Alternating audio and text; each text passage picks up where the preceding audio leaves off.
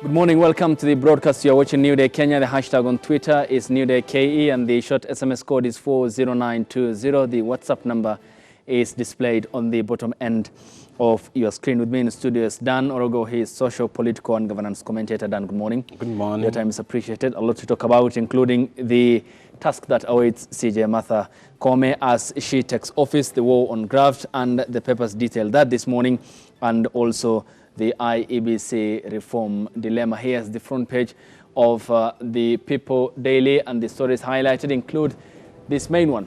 Governor Kidero cannot explain 8 billion Kenya shillings in assets, according to the Ethics and Anti-Corruption Commission.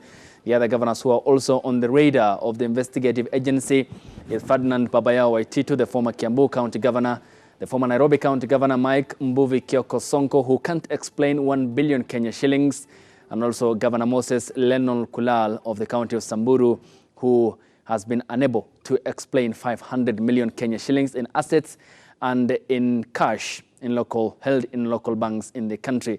The anti-graft agency probes the former and serving county chiefs for wealth invested in property, cash in bank accounts and shares. This story is highlighted on page 5.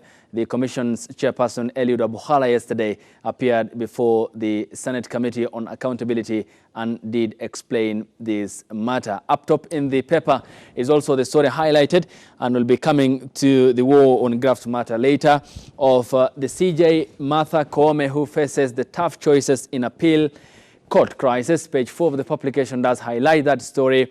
And while some lawyers suggest the CJ could pursue a diplomatic approach, others maintain she should let the matter play out in court. This is in regard to the High Court ruling, which had declared the BBI constitutional amendment process unconstitutional, null and void. In the news bit, page 2 of the publication highlights this story. Politicians don't fight it for IEBC jobs. All of these, the three topics highlighted on the front page. We'll be talking about an ethnic, gender and regional balance likely to influence the selection panel of the IEBC as we go forward into 2022 with a reformed Independent Electoral and Boundaries Commission, IEBC. Dan, to you, and we start off with CJ Martha Koome.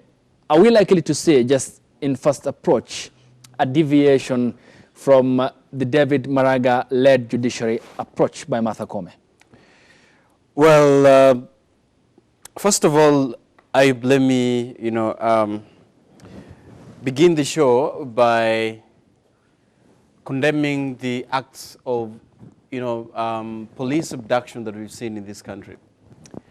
The forced disappearance and the personalities that have gone missing. So, as a concerned citizen, let me condemn this and say that Kenya is a country that is governed by the rule of law and the course of natural justice. And so it bequeaths the security agents, the judicial process, and all other stakeholders to regard what the law is. So we, as citizens, we are saying that the trajectory that we are seeing is a dangerous path that we are taking. Okay. So as a citizen, but as a leader, let me take this to remind our security agents that there is a natural course of justice in this country. Okay.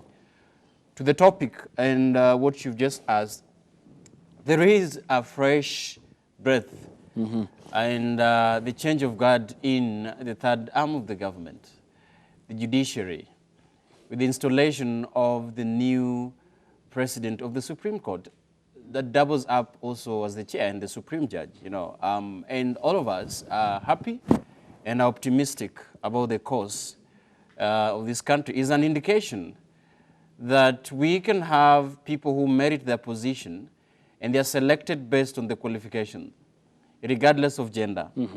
And I think that is a process that we must, congratulate our country is so far as that is concerned. But now what awaits the CJ is the tough act of balancing that you've alluded to. In the backdrop of his nomination, there is a high voltage case that is proposed and is supported by the head of executive. Which is the BBI Building process. Bridges Initiative, the amendment, the Constitutional Amendment 2020. It is an initiative of the executive, is an initiative of, that is backed by the former premier. So all eyes are into the judiciary, and this will be a baptism of fire to her. And I think that is important for her to see how that case will go forth. And all the nations are trailing and looking at how that will be delivered. I foresee a situation where the new Chief Justice is striking a semblance of a reconciliatory tone. From his vetting, her vetting, sorry, she reached out to the head of the executive and said, in the backlog of cases that are within the judiciary, in the bad relationship that the executive has had with the judiciary, I am reaching out to you, first of all, to make sure that we reach, have an interdependent nature of relationship, which is spelled out in the Constitution. Okay. But also, it is important that the Chief Justice strike a semblance of the independence of the judiciary. The independence of the judiciary is very important in the expediting of cases, and making sure that the legislature and the executive do not interfere with the performance and the functioning of the judiciary. I think that is what we will gauge the performance of the new Chief Justice, Lady Justice Martha Koome.